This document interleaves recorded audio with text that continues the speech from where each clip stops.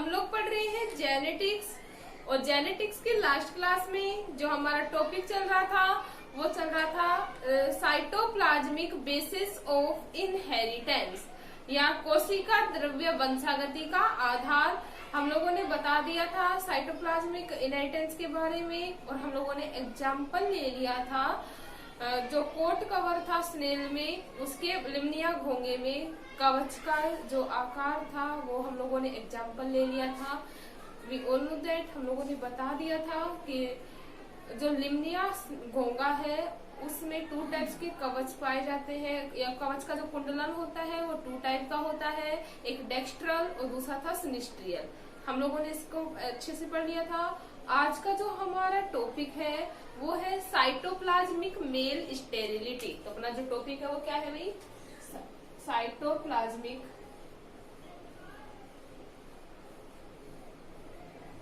Male sterility.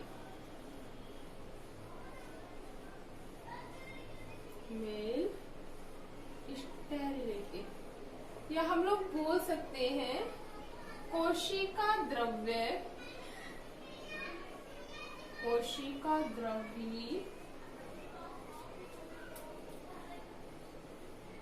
नरबंध्यता। तो अपना topic क्या है? Cytoplasmic male sterility. सबसे पहले हम लोग जान लेते हैं what is cytoplasmic male sterility. जैसा कि नाम है, मैं ऑलवेज बोलती हूँ आपको कि हम लोग जो डिफाइन है कुछ टाइम वर्ड से ही करते हैं, कोशिका द्रव्य नरबंध्यता। जो हमारा मेन टॉपिक है वो यही है, साइटोप्लाज्मिक मेल स्टेरिलिटी। क्या होता है कि कुछ जो जीन होते हैं वो किसमें प्रेजेंट होते हैं? साइटोप्लाज्म में। किसमें प्रेजेंट होते हैं भाई? साइटोप्लाज्म में। वे जीन जो साइटोप्लाज्म प्रेजेंट होते हैं उन्हें हम लोगों ने बोला था प्लाज्मा जीन। क्या बोला था? प्लाज्मा जीन बोला था। जो प्लाज्मा जीन होते हैं वो विभिन्न प्रकार की कोशिकांगों के जीव द्रव्य में पाए जाते हैं या साइटोप्लाज्म में पाए जाते हैं, जो one generation to another generation क्या होते हैं? ट्रांसफर होते हैं। इनमें इनहेरिडेटिव कैरेक्टर पाया जाता है। इतना क्लियर था? तो वही है, हम लोगों ने इसके बाद बताया था कि जो साइटोप्लाज्म में जो हेरिडिटी मैटर पाया जाता है वो मेल के कंपेयर में किसमें ज्यादा पाया जा रहा है? फीमेल में। मेल की कंपेयर में फीमेल में ज्यादा पाए जाने के कारण अगर फीमेल डोमिनेंट फॉर्म में हो या रिसेसिव फॉर्म में हो, दोनों में ही अपना क्या शो करती है?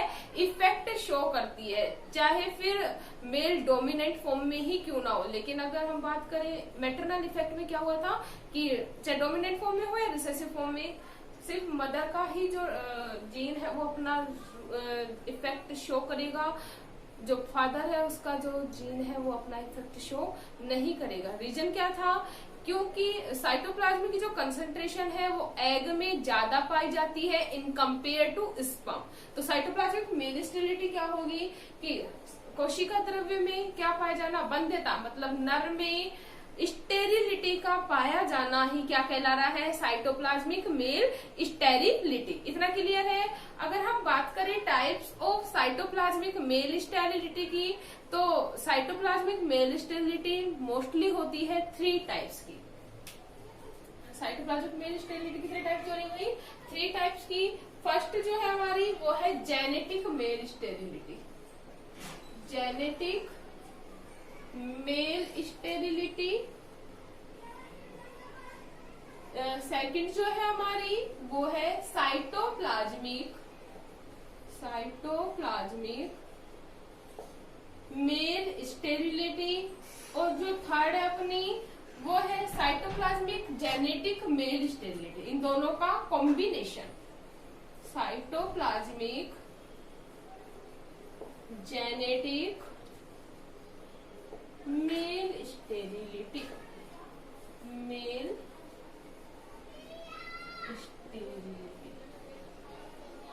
क्लियर है?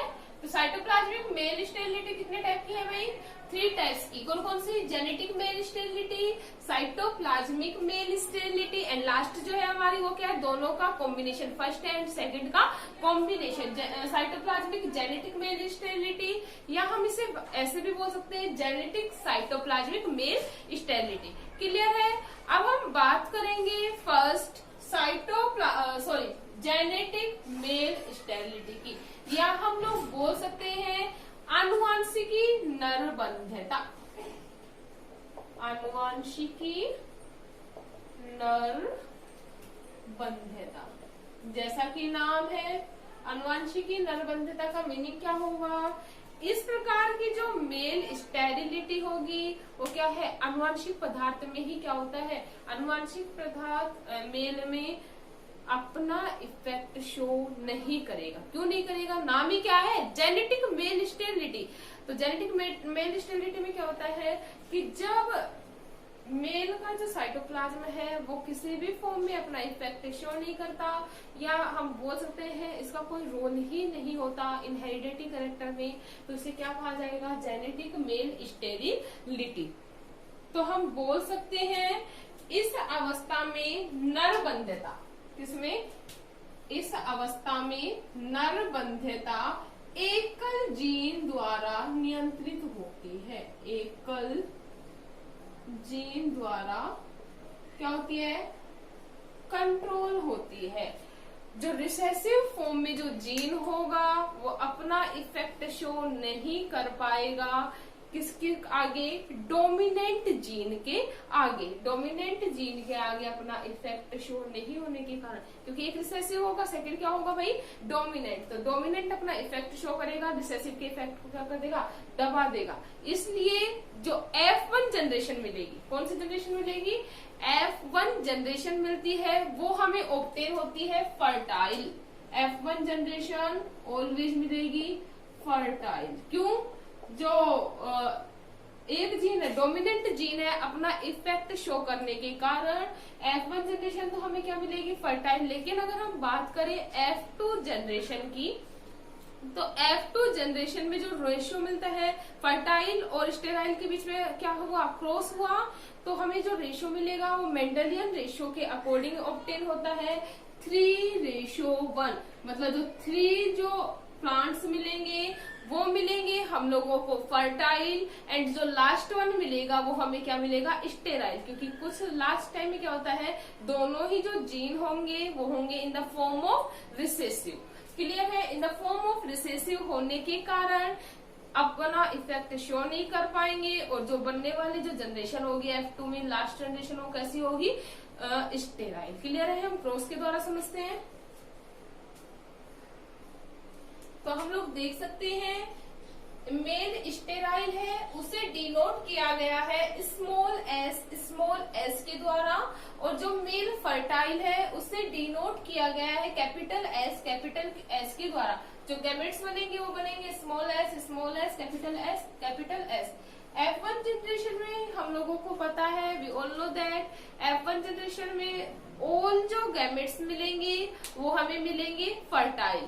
अब अगर हम बात करें F2 जनरेशन की, तो F2 जनरेशन में क्रॉस करवाया जाता है कैपिटल एस स्मॉल एस और कैपिटल एस स्मॉल एस के बीच में, दोनों ही मेल है, इनके बीच में क्रॉस करवाया, तो हमें जो रिजल्ट मिलता है वो मिलता है 3:1। मतलब जो 3 जो प्लांट्स मिलेंगे वो मिलेंगे फर्टाइल, एंड जो 1 प्लांट मिलेगा वो क्या मिलेगा, स्टेराइल। क्लियर है? तो ये हमारा था जेनेटिक मेल स्टेरिलिटी के बारे में। अब हम सेकंड पढ़ेंगे cytoplasmic male sterility.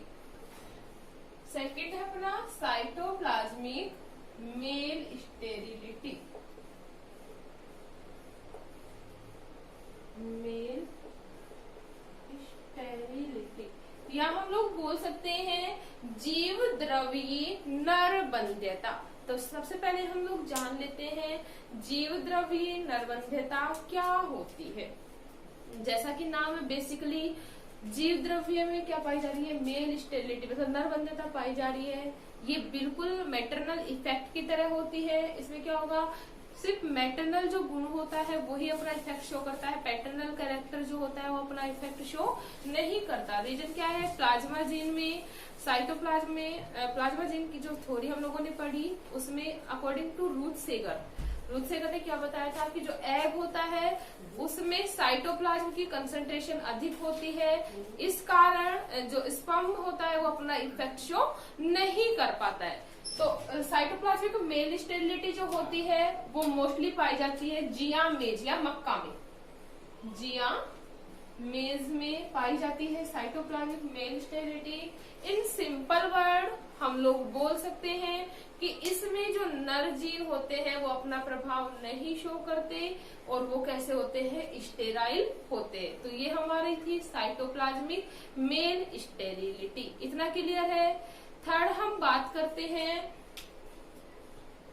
Cytoplasmic genetic male sterility. Cytoplasmic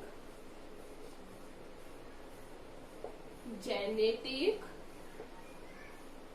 male sterility.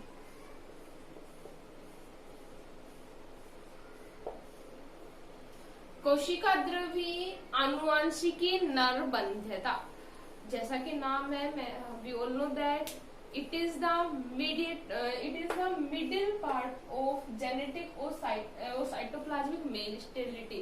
या हम लोग बोल सकते हैं कि यह मध्यस्थ होता है किसका, कोशिका द्रव्य और जेनेटिक मेल स्टेरिलिटी का। क्या होगा, वी ऑल नो दैट जो जेनेटिक मटेरियल होता है वो पाया जाता है इन द न्यूक्लियस। किसमें प्रेजेंट होता है भाई, nucleus. According to Mendelian genetic या मेंडेलियन इनहेरिटेंस क्या होता है, न्यूक्लियस होता है। न्यूक्लियस में क्या पाए जाते हैं, क्रोमोसोम्स प्रेजेंट होते हैं और क्रोमोसोम के ऊपर जीन प्रेजेंट होते हैं। ये जो जीन होते हैं वो one generation to another generation में क्या होते हैं, ट्रांसफर होते हैं। इतना हमारा क्लियर है, ठीक है। लेकिन साइटोप्लाज्मिक मेल स्टेरिलिटी के अकॉर्डिंग अगर हम साइटोप्लाज्म इनहेरिटेंस के अकॉर्डिंग बात करें तो न्यूक्लियस के अलावा जो कुछ जीन होते हैं वो साइटोप्लाज्म में भी प्रेजेंट होते हैं जो इनहेरिडिटी का कैरेक्टर रखते हैं। मतलब one generation to another generation transfer होने की उनमें क्या पाई जाती है, कैपेबिलिटी प्रेजेंट होती है। तो अब हम बात कर रहे हैं अपनी साइटोप्लाज्मिक जेनेटिक मेल स्टेरिलिटी की। तो साइटोप्लाज्मिक जेनेटिक मेल स्टेरिलिटी क्या होती है कि अगर साइटोप्लाज्म में, किसमें, साइटोप्लाज्म में जेनेटिक मटेरियल कुछ टाइम क्या होता है, प्रेजेंट नहीं होता। वह कंडीशन दो होती है इसमें, जब साइटोप्लाज्म में जेनेटिक मटेरियल प्रेजेंट नहीं होता तो जो नेक्स्ट जनरेशन होगी या F1 जनरेशन होगी उसमें कोई हेरिडिटी कैरेक्टर प्रेजेंट नहीं होगा। किसका, मैटरनल, या फिर हम लोग बोल सकते हैं कोई भी जो साइटोप्लाज्मिक कैरेक्टर्स हैं ऑफस्प्रिंग में नहीं आएंगे। क्यों, क्योंकि साइटोप्लाज्म में कोई भी जो हेरिडिटी कैरेक्टर है वो प्रेजेंट नहीं है। इतना क्लियर है। दूसरे शब्दों में हम लोग बोल सकते हैं कि कोशिका द्रव्य में कुछ अवस्थाओं में क्या होता है, नरबंध्यता। हम बोल सकते हैं कुछ अवस्थाओं में नरबंध्यता जीव द्रव्य द्वारा नियंत्रित होती है। किस द्वारा नियंत्रित होती है भाई, जीव द्रव्य द्वारा नियंत्रित होती है। अगर जीव द्रव्य में कोई मटेरियल प्रेजेंट नहीं होगा तो ऑफस्प्रिंग जो होगी वो कैसे होगी, स्टेराइल। ऑफस्प्रिंग कैसे होगी, स्टेराइल। लेकिन अगर जीव द्रव्य में केंद्रक पुनः स्थापित हो जाए, सेकेंड कंडीशन क्या होता है, इफ साइटोप्लाज्म में न्यूक्लियस पुनः स्थापित हो जाता है तो यह वापस से अपनी प्रभावी अवस्था में आ जाता है, जिसके कारण जो बनने वाली ऑफस्प्रिंग होगी वो कैसी होगी, फर्टाइल। क्लियर है। इन वन वर्ड हम लोग बोल सकते हैं कि नरबंध्यता किसके द्वारा, साइटोप्लाज्मिक है तो किसके द्वारा कंट्रोल हो रही है, जीव द्रव्य के द्वारा कंट्रोल हो रही है। अगर जीव द्रव्य में कोई केंद्रक प्रेजेंट नहीं है या हेरिडिटी मटेरियल प्रेजेंट नहीं है तो बनने वाली ऑफस्प्रिंग स्टेराइल होगी। लेकिन अगर हम बात करें इसमें न्यूक्लियस पुनः स्थापित हो जाता है तो बनने वाली जो ऑफस्प्रिंग होगी वो कैसी होगी, फर्टाइल होगी। क्लियर है इतना। तो ये थी हमारी साइटोप्लाज्मिक जेनेटिक मेल स्टेरिलिटी। अपना ये जो टॉपिक है वो भी कंप्लीट हो गया।